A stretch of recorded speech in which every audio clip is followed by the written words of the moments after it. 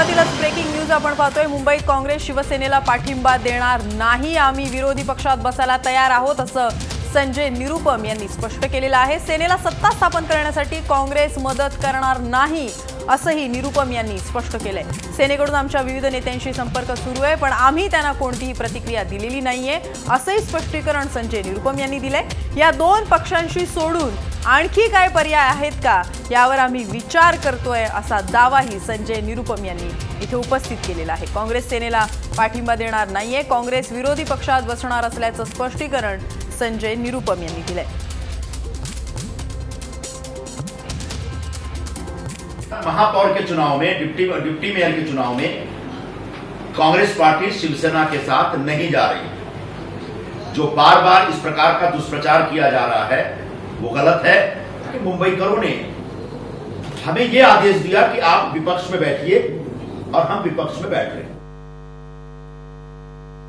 न बीजेपी तो कहीं सीन में भी नहीं थी। शिवसेना के संदर्भ में इस प्रकार का एक प्रचार चल रहा था और शिवसेना ने शायद प्रयास भी किया है, और ऐसे में कांग्रेस पार्टी ने एक सख्त भूमिका ली है कि शिवसेना के साथ हाथ मिलाने का कोई प्रश्न ही नहीं उठता।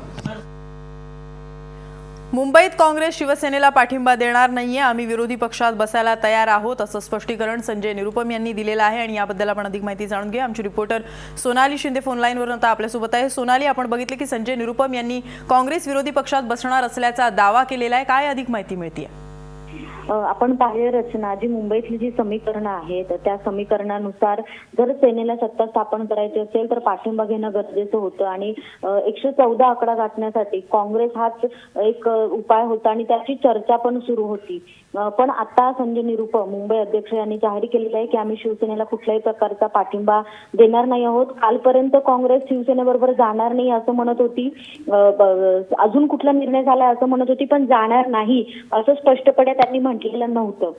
आपण पाहिलं गुरुदास कामत यांनी सुद्धा पत्र लिहिलेलं आहे, राहुल गांधींना सांगितलं सुद्धा आहे की आपण सेनेला पाठिंबा देऊ नये, कारण जर सेनेला आज काँग्रेसने जाहीरपणे पाठिंबा दिला तर जो हिंदुत्वाच्या मुद्द्याच्या विरोधात काँग्रेस राजकारण करते याबद्दल भविष्यात अडचणी निर्माण होऊ शकतात। त्यामुळे विरोधी पक्षात पुन्हा आम्ही बसण्याची तयारी दाखवली असं संजय निरुपम यांनी सांगितलंय। हे सांगताना त्यांनी हे सुद्धा सांगितलं की शिवसेनेचे काही नेते त्यांच्या संपर्कामध्ये आहेत, वेगवेगळ्या ज्येष्ठांशी बोलण्याचा प्रयत्न करतात, पण तरी सुद्धा त्यांनी आज जाहीरपणे सांगितलं की शिवसेना जी काँग्रेस जी आहे ती शिवसेनेबरोबर जाणार नाही।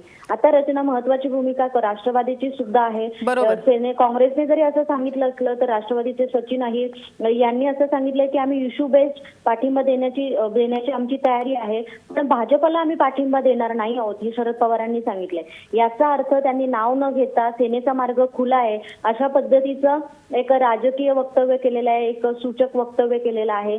त्यामुळे आता काय पर्याय आहेत सेनेसमोर हे पाहावं लागेल।